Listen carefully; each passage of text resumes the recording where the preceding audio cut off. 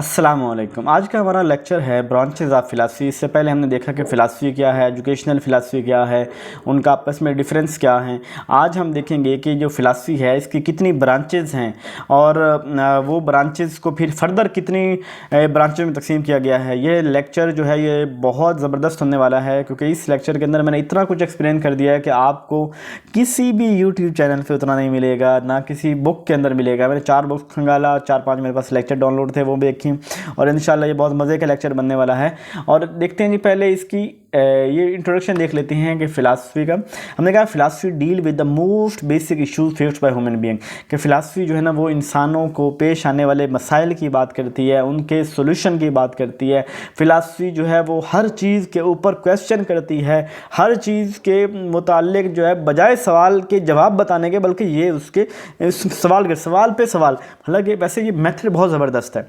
वो टीचर जो अपने बच्चों को सवाल पूछने पे सवाल का जवाब बता देते हैं, वो टीचर जो अपने बच्चों को सवाल पूछने पे एक और सवाल थमा देते हैं, वो ज़्यादा इफ़ेक्टिव टीचर्स हैं, क्योंकि वो बच्चों को सोचने पे मजबूर करते हैं। तो वो फ़िलासफ़ी भी यही है कि ये क्वेश्चन जो है पूछती है, ना कि क्वेश्चन के जवाब देती है। ये यानी इसको हम ये भी कह सकते हैं, study of question is called philosophy, के जो सवालों के मतलब स्टडी वो फ़िलासफ़ी कहते हैं। All subject separate from philosophy, जितने भी सब्जेक्ट्स हैं वो फ़िलासफ़ी से क्या है, सेपरेट है। अच्छा, अब ये मैंने यहाँ पे थोड़ा सा लिख दिया कि साइंस और आर्ट्स क्या होता है आपको। तो साइंस हर वो नॉलेज जो प्रॉपर एम्पिरिकल सेंस से, जो प्रॉपर एक्सपेरिमेंट से, सेंसेस से जो हम नॉलेज हासिल करते हैं वो साइंस होता है। और आर्ट्स में होता है कि जब हम किसी भी फिनोमेना, किसी भी थॉट्स, किसी भी चीज़ को डिस्क्राइब कर रहे होते हैं अपने वर्ड्स के अंदर, आर्ट्स, राइटिंग, पोइट्री, पेंटिंग वगैरह, तो वो हमारा क्या होता है, आर्ट्स होता है। अच्छा, ब्रांचेज ऑफ फिलासफी 3 है। एक है मेटाफिजिक्स, फिर एक्सियोलॉजी, फिर एपिस्टेमोलॉजी। मेटाफिजिक्स ब्रांच क्या है, बहुत ही इंपॉर्टेंट, बहुत ही पूछा जाने वाला इंटरव्यू में वैसे भी सवाल कि मेटाफिजिक्स क्या है। मेटाफिजिक्स का मतलब होता है बियॉन्ड द फिजिकल, कोई चीज़ अपनी फिजिकल से हटके, कोई चीज़ जो सिर्फ हमारे माइंड में होती है, जो चीज़ जिसकी जो सूरत हमारे पास, जो हमारे पास फिजिकली मौजूद नहीं होती। तो लिटरल मीनिंग जो है वो फिलासफी का वो है बियॉन्ड द फिजिकल। तो the study of question concerning the nature of reality existence, वो मेटाफिजिक्स डील करती है उन सवालों को जो नेचर और इसकी एग्जिस्टेंस के मुतालिक सवाल करती है। मेटाफिजिक्स सवाल करती है व्हाट इज़ रियलिटी, रियलिटी क्या है, क्या खुदा कौन है, खुदा के पास कितनी पावर है, टाइम क्या है, ये ज़िंदगी क्या है, ये ज़िंदगी का मकसद क्या है, ये मौत क्या है, ये मरने के बाद क्या होगा, ये रूह क्या है, ये माइंड क्या है। मतलब हर चीज़ के मुतालिक जो सवाल करती है वो उसे बोलते हैं मेटाफिजिक्स बोलते हैं। मेटाफिजिक्स जो है उसके अंदर किस तरह के सवाल पूछे जाते हैं, मेटाफिजिक्स के अंदर 4 तरह के सवालों को पूछा जाता है। यानी इसको आप कह सकते हैं कि मेटाफिजिक्स की 4 टाइप्स भी कह सकते हैं, या मेटाफिजिक्स के ये इस तरह के सवाल भी पूछे जा सकते हैं। तो पहला है कॉस्मोलॉजिकल एस्पेक्ट, क्या है कॉस्मो, दूसरा थियोलॉजिकल, थर्ड एंथ्रोपोलॉजिकल और फोर्थ ऑन्टोलॉजिकल। इन सब को हम जो है बारी बारी देखते हैं। तो पहला आ गया थियोलॉजिकल कंसेप्ट। थियोलॉजिकल एस्पेक्ट क्या होता है, थियोलॉजी कहते हैं मजहब को, रिलीजन को। जब theology is that part of religious theory that deal with the conception of God. Theology यानी ये मेटाफिजिक्स की वो ब्रांच है वो जो कहती है कि खुदा की एग्जिस्टेंस के हवाले से सवाल करती है कि क्या खुदा पाया जाता है, क्या खुदा जो है एक है, ये एक से ज़्यादा हैं, खुदा की खूबियाँ क्या हैं, खुदा के पास पावर क्या है, ये शैतान क्या है, ये शैतानी ताकतें क्या हैं, ये बुराई जो है ये क्या है, ये बुराई कहाँ एग्जिस्ट करती है, ये इंसान और इंसान का इस दुनिया के साथ क्या ताल्लुक़ है, ये इंसान की ये लाइफ और इंसान की जो सोल है, जो इंसान का स्ट्रक्चर है, इसका आपस में क्या ताल्लुक़ है। यानी ये इस तरह के सवाल करती है। थियोलॉजी जो है ना वो बेसिकली ग्रीक वर्ड है और जिसका मतलब होता है गॉड। अब थीस्ट कहते हैं कि जो अब मुख्तलिफ आगे थियोलॉजी की फर्दर हर वो शख्स जो कहता है कि अल्लाह एक है, खुदा एक है, उसे कहते हैं थीस्ट। एथिस्ट कहते हैं हर वो शख्स जो कहता है कोई खुदा नहीं है, जो there is no god exist, तो उसे कहते हैं एथिस्ट कहते हैं। स्केप्टिक कहते हैं कि जो मशकूक होते हैं, जो कहते हैं कि इस डाउट में रहते हैं, पता नहीं खुदा है कि नहीं है, पता नहीं खुदा जो है ना वो कहाँ होता है, यानी वो डाउट में रह जाते हैं। हीनोटिसिज्म, वो कहते हैं कि ये खुदा जो है ना एक सुपर नेचुरल है, एक ऐसी बियॉन्ड द रियलिटी, एक ऐसी चीज़ है जिसको ना हमारे अकल में आ सकती है, ना इसको समझा जा सकता है, अगर है भी तो पता नहीं कहाँ है। यानी इसके मुतालिक ना हमारी समझ में एक बात आती है, ना हम उसके वजूद की बात कर सकते हैं। ये खुदा तो एक कोई ऐसी डिवाइन ऐसी पावर है कि जो बहुत परे है, बहुत आगे है। तो ये हीनोटिसिज्म वाले कहते हैं। इस तरह मोनोथीस्ट कहते हैं, जो कहते हैं कि खुदा एक है। पोली कहते हैं कि बहुत से खुदाओं के ऊपर बिलीव करते हैं। और इसी तरह हीनोथीस्ट उनको कहते हैं कि वो कुछ ऐसे ही होते हैं, जैसे हिंदुओं के अंदर है कि बारिश देने वाला खुदा और है, रोज़ी देने वाला खुदा और है, इज़्ज़त देने वाला खुदा और है। या कुछ लोग होते हैं जिनके कबीले, ये फ़लाँ कबीले का खुदा है, ये फ़लाँ कबीले का खुदा है, ये फ़लाँ लोगों का खुदा है, ये फ़लाँ लोगों का खुदा है। यानी जहाँ पे खुदा ट्राइब टू ट्राइब चेंज हो, जहाँ खुदा का वर्क टू वर्क चेंज हो, तो उसे हम कह रहे होते हैं हीनोथीस्ट कह रहे होते हैं। डाइथीस्ट कहते हैं कि जो दो खुदाओं के ऊपर बिलीव करते हैं उसे डाइथीस्ट कहते हैं। ये था पहला थियोलॉजी। दूसरा हमारा है कॉस्मोलॉजी। क्या होता है कॉस्मोलॉजी? ब्रांच ऑफ मेटाफिजिक्स है जो नेचर ऑफ यूनिवर्स की बात करती है। यूनिवर्स के अंदर मौजूद स्पेशल बॉडीज़, बड़ी बड़ी गैलेक्सीज, बड़े बड़े जो है ना एस्ट्रोलॉजिकल जो पत्थर हैं, चांद, सूरज, तारे, सियारे, स्पेस, यानी उस तरह की जो बातें करते हैं और जो कायनात के अंदर मौजूद चीज़ों की बात करते हैं उसे हम कहते हैं कॉस्मोलॉजी कहते हैं। और ये भी ये कहते हैं कि यूनिवर्स कब बनी, यूनिवर्स कब ख़त्म होगी, ये यूनिवर्स किस चीज़ से मिलकर बनी हुई है, ये इस तरह की बातें करते हैं। कॉस्मोलॉजिकल एस्पेक्ट में अंदर हमारा क्या होता है कि ये यूँ ही बात करते हैं, ये चीज़ों का ओरिजिन क्या है, इनकी नेचर क्या है, डेवलपमेंट ऑफ यूनिवर्स, यही बात करते हैं। How did the universe originate and develop? ये कायनात कैसे बनी और कैसे बड़ी हुई? Did it come about by accident? है क्या ये कोई एक्सीडेंट के, कोई हैफाजत, कोई इंसिडेंट होने के बाद ये हुई? Does it exist have any purpose? क्या इसकी एग्जिस्टेंस का कोई पर्पज़ है? ये कॉस्मोलॉजी का एक क्वेश्चन है। थर्ड है ऑन्टोलॉजिकल एस्पेक्ट। ऑन्टोलॉजी का एस्पेक्ट ये होता है कि ये रियलिटी की बात करते हैं, कि किसी भी चीज़ की एग्जिस्टेंस के मुतालिक जो बात करते हैं वो ऑन्टोलॉजिकल करते हैं।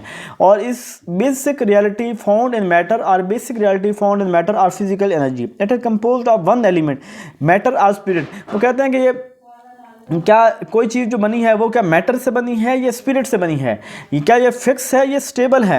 It is the reality friendly, क्या ये हमारे लिए अच्छी है, क्या हमारे लिए बुरी है, या हमें उससे कोई फ़ायदा नहीं है? क्या ये हमारे लिए मतलब फ्रेंडली है, अनफ्रेंडली है, ये न्यूट्रल थिंग है? ये ओंटोलॉजी की जो है इस तरह सवाल करती है। इसकी फोर्थ और लास्ट ब्रांच जो है, लास्ट पार्ट जो है वो मेटाफिजिक्स का, उसे कहते हैं anthropological aspect. Anthropological aspect, anthropology जो है वो deal with the study of human being and ask question like about this. Anthropology जो है वो इंसान के मुतालिक स्टडी करती है, उसके मुतालिक, यानी एंथ्रोपोलॉजी वो लोग जो इंसानों के मुतालिक स्टडी करते हैं, वो देखते हैं इंसान की बॉडी और इंसान के माइंड का आपस में क्या ताल्लुक है, इंसान की जो मोरल स्टेटस क्या है, ये जो क्या इंसान अच्छा पैदा होता है या इंसान बाद में जो है वो अच्छा होता है, या इंसान के अंदर बुराई शुरू के अंदर होती है कि बाद के अंदर इंसान के अंदर बुराई आती है, क्या इंसान जो है वो फ्री है जो वो मर्जी चाहे करें, या क्या इंसान कहीं पे बॉन्ड है, क्या इंसान के अंदर कोई रूह है, ये रूह का क्या काम है, ये रूह क्यों मरने के बाद कहाँ चली जाती है?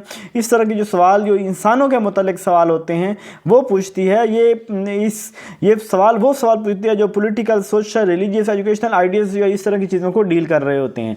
सेकंड हमारे पास ब्रांच है फिलॉसफी की, उसे कहते हैं एक्सियोलॉजी। एक्सियोलॉजी का मतलब क्या होता है? एक्सियोलॉजी डील विद वैल्यूज़ को डील करती है, इशूज़ ऑफ वैल्यूज़ की बात करते हैं। ये कहते हैं, इसको थ्योरी ऑफ वैल्यूज़ भी कहा जाता है। एक ये ग्रीक वर्ड है, मतलब इसका मतलब ये वैल्यू है, वर्थ वैल्यू है।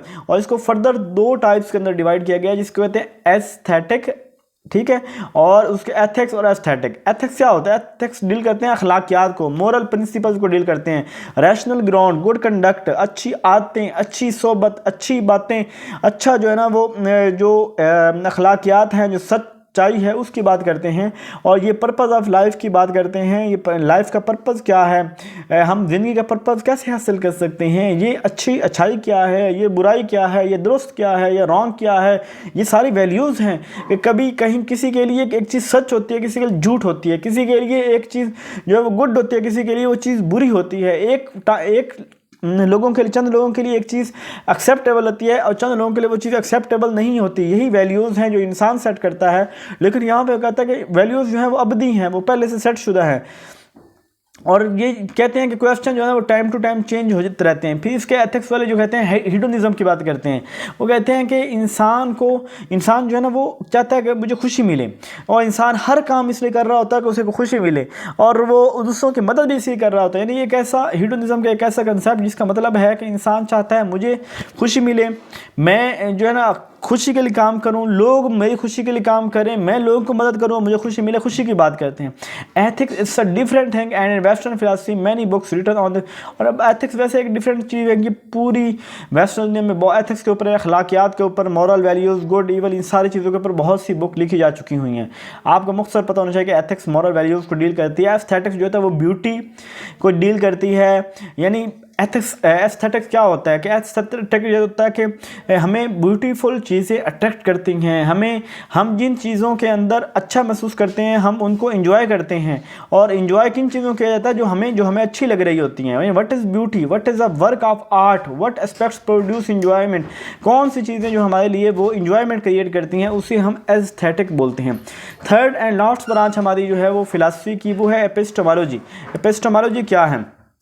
एपिस्टेमोलॉजी कहती है कि ये नॉलेज कहाँ से आता है, ये सोर्सेज ऑफ नॉलेज क्या है, स्कोप ऑफ नॉलेज क्या है, एप्लीकेशन ऑफ नॉलेज क्या है, how these are attend and evaluated, कि नॉलेज को कैसे हासिल किया जाता है, इसको एवेल्यूएट कैसे किया जाता है। यानी वो फिलासफी की वो ब्रांच जो नॉलेज को डील करती है, नॉलेज के सोर्सेज की बात करती है, नॉलेज की ऑथेंटिसिटी की बात करती है, उसे हम एपिस्टेमोलॉजी कहते हैं। ये भी एक ग्रीक वर्ड है। इसका भी जो एपिस्टोम का मतलब होता है नॉलेज, और लोगोस का मतलब होता है स्टडी, यानी स्टडी ऑफ नॉलेज।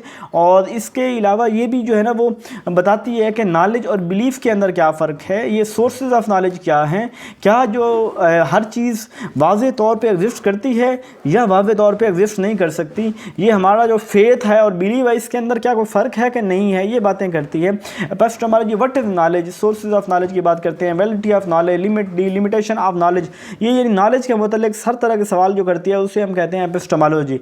इसी के अंदर एक साइकोलॉजी क्या होता है, साइकोलॉजी भी फिलॉसफी की ब्रांच है। 1870 तक, यानी 19th सेंचुरी तक जो है वो इसको साइकोलॉजी है, ये फिलॉसफी की ब्रांच थी। बाद में इसको एज ए सब्जेक्ट जो है वो इंट्रोड्यूस करवाया गया, और ये इंसानों की बात करती है और इंसानों के इंडिविजुअल डिफरेंसेस, पसंद नापसंद, उसकी बात करती है, और ये एक अलग ब्रांच है उसकी जो है वो फिलॉसफी की। ये था हमारा जो है वो ब्रांचेज ऑफ फिलॉसफी। दूसरा लेक्चर मुकम्मल हुआ। कोई भी सवाल हो तो आप पूछ सकते हैं। जज़ाकल्लाह।